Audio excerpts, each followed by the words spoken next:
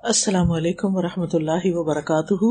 ہمیں زندگی گزارنے کے لیے اللہ تعالیٰ نے کتاب ہدایت دی ہے، قرآن مجید دیا ہے، اور اس میں ہمیں ہر چیز کے بارے میں گائیڈ لائن دی ہے۔ اگر ہم اس کے مطابق ہی زندگی بسر کرتے ہیں تو ہمیں بہت فائدہ ہو سکتا ہے۔ تو آج میں چند باتیں کروں گی اس حوالے سے کہ ہماری زندگی میں جو امتحان ہوتے ہیں، ہماری زندگی میں جو ٹیسٹ آتے ہیں، ہماری زندگی میں جو مشکلات آتی ہیں، ان سے کیسے نپٹا جائے، کیونکہ کوئی انسان بھی اس سے خالی نہیں ہے۔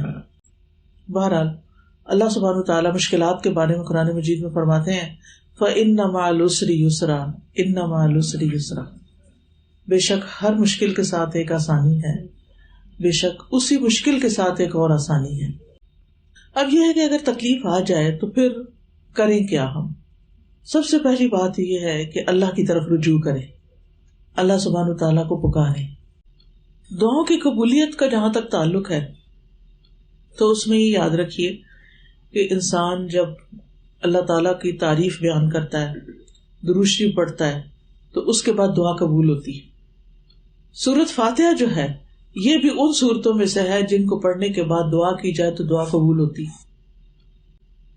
دوسری دعا جو بہت فائدہ دیتی ہے غم میں، رنج میں، تکلیف میں، دکھ میں، پریشانی میں، مشکلات میں، کچھ لوگوں کو ہوتا ہے نا کہ جو کام کرنے لگتے ہیں اس میں اٹکا ہوا جاتا ہے، کام ہی نہیں ہوتا، ہر چیز میں پریشانی آ جاتی ہے، تو اس کے لیے بہت ہی خوبصورت دعا ہے، مختصر، اللہ اللہ ربی، اللہ اللہ ربی لا اشرک بہ شیئا، لا اشرک بہ شیئا۔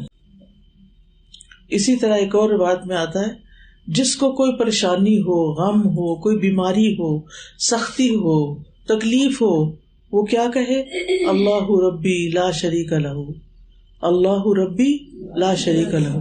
پچھلی دعا اگر مشکل ہے تو یہ تو کچھ مشکل نہیں، اللہ ربی لا شریک لہ، بس یہ پڑھتا جائے تو اس انسان سے وہ تکلیف دور کر دی جاتی ہے جس میں وہ مبتلا ہوتا ہے۔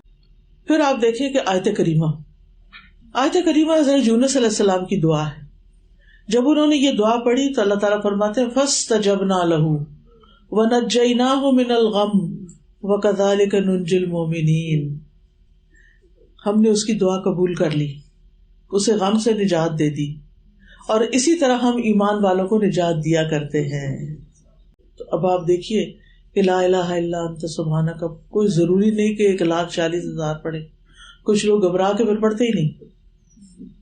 قرآن میں، حدیث میں کہیں بھی نہیں آیا کہ آپ 1,00,000 پڑھیں یا 1,25,000 پڑھیں، جتنا آپ پڑھ سکتے ہیں پڑھیں، لیکن دل سے پڑھیں۔ رسول اللہ صلی اللہ علیہ وسلم نے فرمایا کیا میں تمہیں ایسی چیز نہ بتا دوں کہ جب تم میں سے کسی آدمی کو رنج و الم کی اور دنیا کی آزمائشوں میں سے کوئی آزمائش آئے، وہ اس دعا کو پڑھے تو اس کی تکلیف دور ہو جائے۔ آپ سے کہا گیا کیوں نہیں؟